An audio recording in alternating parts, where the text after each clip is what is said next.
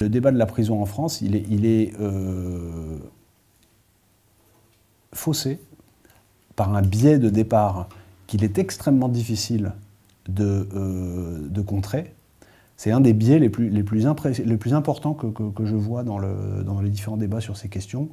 C'est que nous aurions trop de gens en prison parce que nous serions trop sévères, et la solution n'est jamais de construire des places de prison.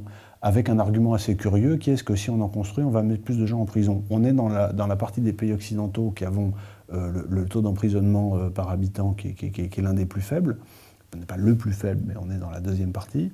Et au nom de quoi est-ce que, alors que la délinquance n'a plus rien à voir avec ce qu'elle était il y a 30 ans, on raisonnerait avec des maxima comme si c'était un dogme absolu qu'il ne fallait pas dépasser 58 ou 60 000 places de prison, ou maintenant 70, puisqu'il y en a 70 000 détenus. Il commence à y avoir des voix qui s'élèvent avec des solutions un peu nouvelles, un peu novatrices. Par exemple, la construction de prisons à moindre sécurité, qui coûteraient moins cher, qui seraient plus rapides à construire et dans lesquels on pourrait incarcérer des gens dont l'incarcération est jugée nécessaire, mais qui sont par exemple auteurs de faits qui ne sont pas des faits de violence.